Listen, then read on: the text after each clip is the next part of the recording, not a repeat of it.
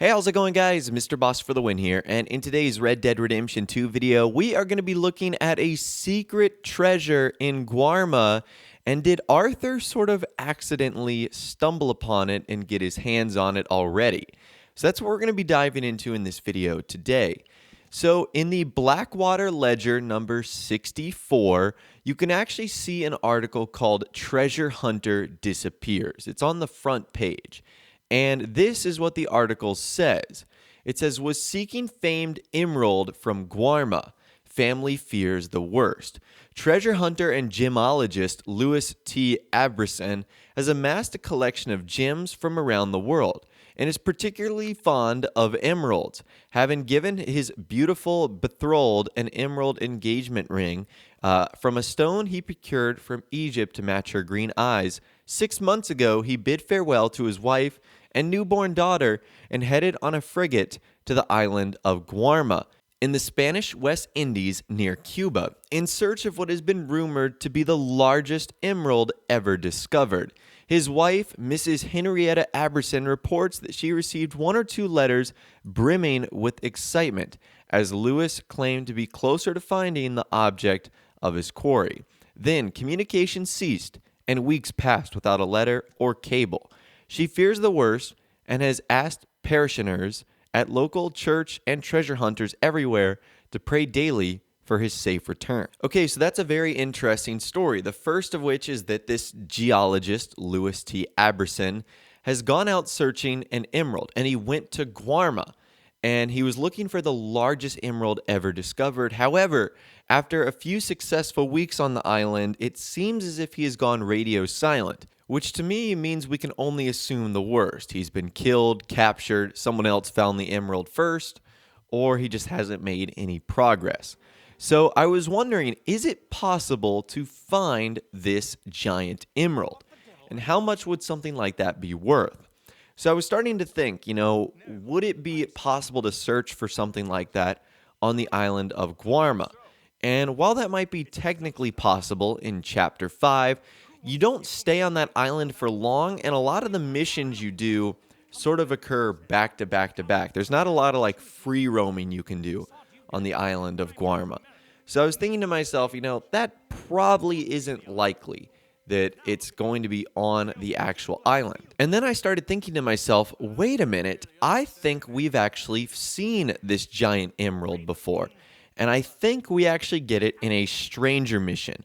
So this stranger mission occurs in Chapter 3, and it's called He's British, of course.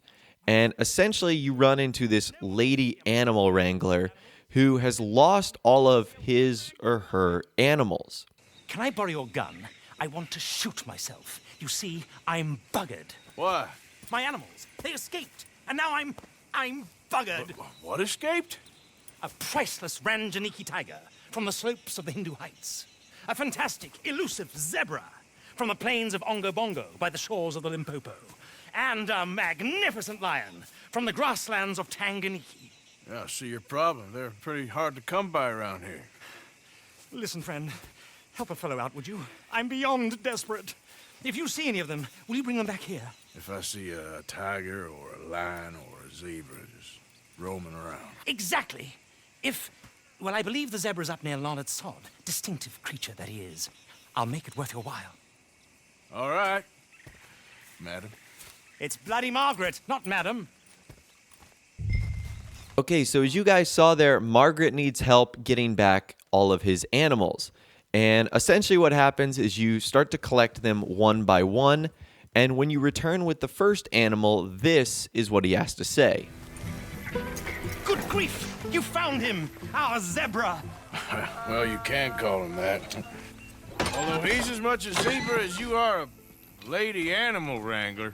Oh dear, you're missing the point, aren't you? It's an illusion, a trick of the eye to bamboozle the senses, confound comprehension. Hoodwink your audience? Hoodwink? Our audiences? Dear boy, don't be so dreadfully literal. No one will pay for the truth. They only pay for deception. The allure of the stage, dreams and reality. What is the greater conjuring trick? Lassoing some poor beast on the plains of mumbo-jumbo land and shipping it here so it can dance the polka. Or turning, there, in the glare of those arc lamps, something mundane into something extraordinary. It's the difference between prose and poetry. It's alchemy. We're selling dreams, dear boy. Well, as long as you don't pay me with tickets to your show. Yes. Well, it's not everyone's cup of tea. And speaking of my payment, Of course. I shall make it worth your while. But, first, we shall need the whole menagerie back before we can think about that. My assistant's gone for the tiger. Tiger? Yes, and taken our remaining lion in case it could lend a paw. They're down there on Caliga Way. Please, I hate to ask. All right, I'll see what I can do. So that's the first instance right there where Arthur actually mentions getting a payment for completing this task. And once again, long story short, Arthur goes off and ends up finding the remaining animals. In case you guys are curious about all the nitty-gritty details of this stranger mission, I'll leave a link to a video I did in the description that covers it in detail. Today, we're just looking at the important cutscenes that dive into the emerald. Now, after finding 2 out of the 3 animals, Arthur returns once again, and at the end of this cutscene, he mentions again that he really only cares about his reward and the money. Aha! I see you found each other. Sure did, Mr. Margaret. Jolly good, jolly good. You know, tarring and feathering a donkey is one thing. I beg your pardon? It's grease paint, makeup. But playing dolls dressed up with a wild animal, you're gonna want to be a lot more careful. Strappy ain't king, Mr. Margaret. I saw her do it. I always thought they got along. Oh, she liked him just fine. She licked her chops and asked for seconds. Hey, speaking of which, you got any more word on that runaway lion, or are you gonna pay me for these misfits? Look, I'm well aware that we're not Royal Command performance material. Daddy, you were right, goddammit! But a cow barn in Rhodes is hardly Drury Bloody Lane. You got any word on the lion? Yes, I've got word on the lion. Shit is the word. Someone saw him near Emerald Ranch. As you know, we're lately very short on lions. So, I'd be very grateful. All kinds of grateful. There's only one kind of grateful I care about. So long, mister. Be a dear and fix me a gin. Okay, so we've got one final animal to grab, and it turns out that it is a giant lion, like literally a lion that you actually have to kill. And once you return after taking out the lion, this is the cutscene that will occur.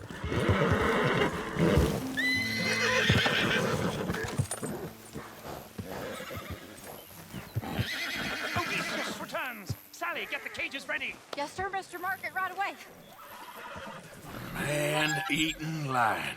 You didn't think that it might be useful for me to know that this time the animal was actually real, you moron? Steady on. I clearly stated that we were looking You for... haven't clearly stated anything in all the time I've known you. That could have been a goose for all I A knew. goose will hardly get them to their feet for the curtain call. Bring on the king of the beasts, on the other hand, and they feel the roar. And they, well, look about as surprised as you do. What have you done with him, if you don't mind me asking? I killed him. He's dead. Bloody hell! This is Ramo, boy. Well, it was him or me. Now, pay me. Yes, of course. I have just the thing. And what a treasure it is! You're a lucky man, sir. Very lucky man. From the mines of El Dorado, as green as the rainforest, as clear as the Amazon, and as dear as all the gold in the Andes. One man's labor is but a trifle compared to this jewel's true value. Wait! I shouldn't. What would Daddy say? Your daddy ain't here, and we had a deal. Yes, of course. A promise is a promise. Sally, get the wagons moving. Ain't we waiting for the lion? He's in the great hunting ground in the sky. Good day, sir, and thank you. But we really must be getting along. Yeah, I won't keep you. So long. So long, Mr. Morgan. Next time you see me, I'll be topping the bill, I promise. All right, so doesn't that look familiar? That is a giant emerald, and it was in the hands of that British lady animal wrangler, Miss Margaret. And if we actually take a look at this in our satchel, you guys can see here it says a large emerald, a gift from Margaret, the animal handler. So isn't that convenient right there? Is that the same emerald that our treasure hunter went to Guarma to actually look for? I mean, there's a lot of similarities there. They're the same stone. They're an emerald. This one's incredibly large, too. That newspaper article stated it was the largest emerald ever seen. That's pretty crazy. So did Miss Margaret actually find the treasure before the treasure hunter and then give it to Arthur? And you saw how reluctant he was to actually part ways with it. Now, from what I was able to gather from that cutscene in the dialogue, it seems as if this emerald was not found by Miss Margaret. It almost seems as if it was found by his father, because he says, you know, what would Daddy think about this if I gave it away? But then he does anyways, because obviously Arthur helped him out so much. So I wonder if his dad was the one who ended up finding this. He mentions his dad a lot throughout the cutscenes. And is it significant because he was the one who found the emerald? Now, so far, I haven't actually found a use for this emerald. The only thing I at least know you can do with it is bring it to the fence and you can sell it. And it's not being sold for a ton of money. It can only be sold for $50. However, you need to keep in mind that this is $18.99. So $50 and $18.99 would roughly be around $1,500 in 2019. That's a pretty expensive stone that he gave away just for helping Arthur sort of collect the animals. So you need to keep in mind that that is actually a good little bit of money right there in that emerald. So again, that still raises a lot of questions. You know, if this is the same emerald on Guarma, how was it acquired? Does that mean that our treasure hunter is going to be stuck there forever? There is also a good chance that that article could just be foreshadowing the island of Guarma.